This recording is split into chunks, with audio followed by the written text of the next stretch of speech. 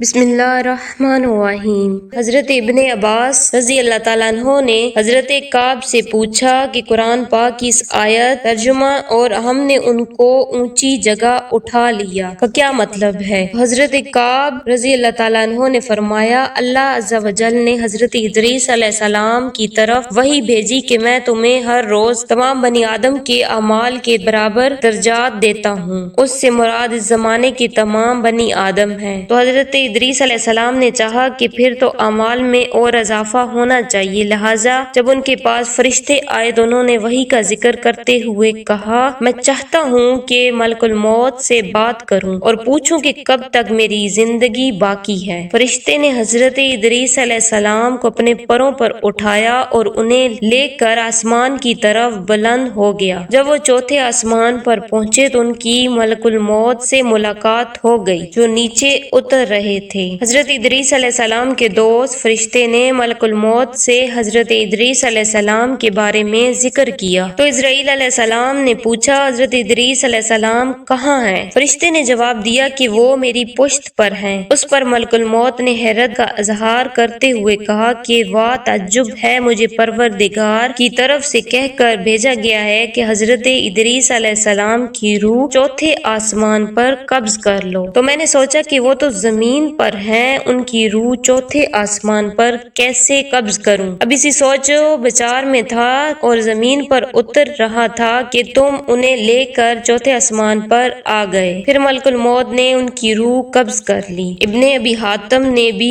اس آیت کی تفسیر میں اس حدیث کو ذکر کرتے ہوئے یہ اضافہ کیا کہ حضرت ادریس علیہ السلام نے فرشتے سے کہا، ملک الموت سے میرے بارے میں سوال کرو کہ میری عمر کتنی باقی رہ گئی ہے، جبکہ حضرت ادریس علیہ السلام فرشتے کے ساتھ ہی تھے۔ فرشتے کے سوال پر ملک الموت نے کہا، جب تک میں انہیں دیکھ نہ لوں اس وقت تک کچھ نہیں بتا سکتا۔ پھر ملک الموت نے حضرت ادریس علیہ السلام کو دیکھ لیا تو فرشتے سے کہا کہ آپ مجھ سے ایسے شخص کے بارے میں سوال کر رہے ہیں جس کی زندگی پلک جھپکنے سے زیادہ نہیں رہی۔ پھر فرشتے نے پر کے نیچے حضرت ادریس علیہ السلام کو دیکھا تو ان کی وفات ہو چکی تھی۔ روضۃ الصفیہ کے مصنف تحریر کرتے ہیں کہ حضرت ادریس علیہ السلام کثرت سے اللہ تعالیٰ کی حمد و ثناء اور عبادت میں مصروف رہتے تھے اور فرشتوں میں نہایت محبت اور عقیدت و احترام کی نظروں سے دیکھے جاتے تھے۔ فرشتے ان کے پاس آتے اور ان کی صحبت میں بیٹھا کرتے تھے۔ چنانچہ ایک مرتبہ حضرت اسرائیل علیہ السلام بھی اللہ تعالیٰ سے اجازت لے کر آئے اور انسانی شکل میں بہت دیر تک ان کی صحبت میں حاضر رہے۔ جب حضرت ادریس علیہ السلام کو جب معلوم ہوا کہ یہ کوئی انسان نہیں بلکہ حضرت اسرائیل علیہ السلام ہیں اور روح قبض کرنے کی خدمت پر مامور ہیں تو آپ علیہ السلام نے ان سے فرمایا کہ میرا دل چاہتا ہے کہ تم مجھے موت کا ذائقہ چکھاؤ۔ اس پر حضرت اسرائیل علیہ السلام نے اللہ تعالیٰ کی اجازت سے